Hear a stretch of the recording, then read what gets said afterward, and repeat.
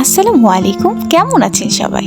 আজকে আপনাদের সাথে শেয়ার করব বাবুর্চি স্টাইলে বোরহানি রেসিপি। এই বোরহানি কিন্তু খাবারের পূর্ণতা নেই। এই বোরহানির স্বাদ যেমন অসাধারণ, এটার উপকারিতাও অনেক।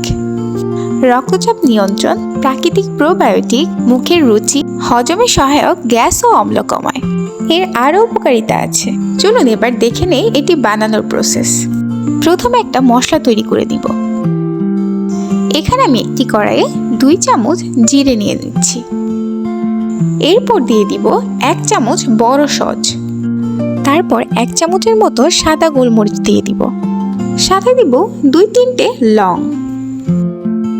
এরপরে সব মশলাগুলো ভালো মতো নেড়েচেড়ে রোস্ট করে নিব। মশলাগুলো ভালো মতন ভাজা হয়ে গেলে এগুলো সব ব্লেন্ডার জারে ব্লেন্ড করে নিব। সাথে আরও যা লাগছে, এখানে আমি 2 টুকরো লেবু আর কিছু কাঁচামরিচ নিয়েছি। সাথে নিয়েছি 1 কাপের মতো ধনে পাতা আর নিয়েছি পুদিনা পাতা। 1/2 কাপ নিয়েছি সাদা সরিষা। আর এটা হচ্ছে সেই মশলাটার গুঁড়োটা, যেটা এতক্ষণ আপনাদের রেডি করা দেখালাম।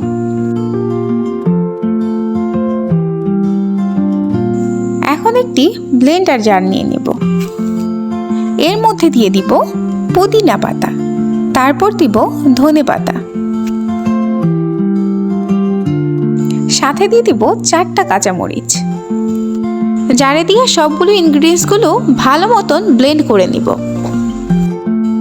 আমার বোরহানি তৈরির সবগুলো উপকরণ রেডি হয়ে গিয়েছে। এখানে আমি নিয়েছি সরিষার তেল, সেই গুঁড়ো মশলাটা, সরিষা বাটা, টক দই, পুদিনা আর ধনিয়ার পেস্ট, লবণ, চিনি, লেবু, বিট লবণ। চলুন এবার মিক্সটা তৈরি করে নিই। প্রথমে একটা মিক্সি বলে এখানে দিয়ে দিব 1/2 কাপ পরিমাণে চিনি। এরপর তেলে রাখা সেই মিক্সিং মশলাটা দিয়ে দিব। এখানে 1 চামচের মতো মশলা গুঁড়ো নিয়ে নিচ্ছি। তারপরে 1/2 স্পুন পরিমাণে দিয়ে দিব সাদা লবণ। এরপর 1/2 স্পুন পরিমাণে দিয়ে দিব বিট লবণ। এরপরে 2 টুকরো লেবু চিপে রসটা দিয়ে দিব।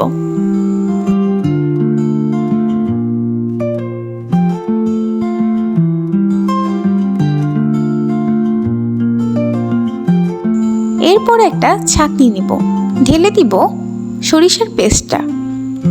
তারপরে দিয়ে দিব পুদিনা আর ধনে পাতার পেস্ট। এখন হ্যান্ড মিক্সার দিয়ে ভালো মতন নেড়ে নেড়ে দিব। এই প্রসেসটির মাধ্যমে পেস্টের মধ্যে যদি কোনো দানাদার মতো থাকে, সেটা এখানে ছাঁকনাতেই থেকে যাবে আর ফ্রেশ লিকুইডটা বেরিয়ে যাবে। এখন নেড়ে চেড়ে এটা ভালো মতন মিশিয়ে নিচ্ছি। এরপর এর সাথে দিয়ে দিব টক দই। আমি এখানে 250 গ্রামের মতো টক দই নিয়ে নিচ্ছি। দইটা কিন্তু ঠান্ডা অবস্থায় দিয়ে দিতে হবে। আবার হ্যান্ড ব্লেন্ডার দিয়ে ভালো মতন ফেটিয়ে নিব। দইটা ভালো মতন মিক্স হয়ে গেলে এখানে সামান্য পরিমাণে সরিষার তেল দিয়ে নেব। সরিষার তেল দিলে বোরহানির টেস্টটা খুবই ভালো আসে, ঘ্রাণটাও চমৎকার হয়।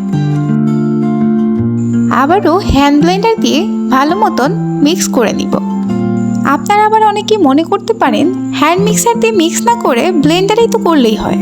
ব্লেন্ডারে এই প্রসেসগুলো করলে আপনি অথেন্টিক স্বাদ পাবেন না। এই দেখুন রেডি হয়ে গেছে অথেন্টিক বাবুর্চি স্টাইলে বোরহানি। এটি খেতে অসাধারণ।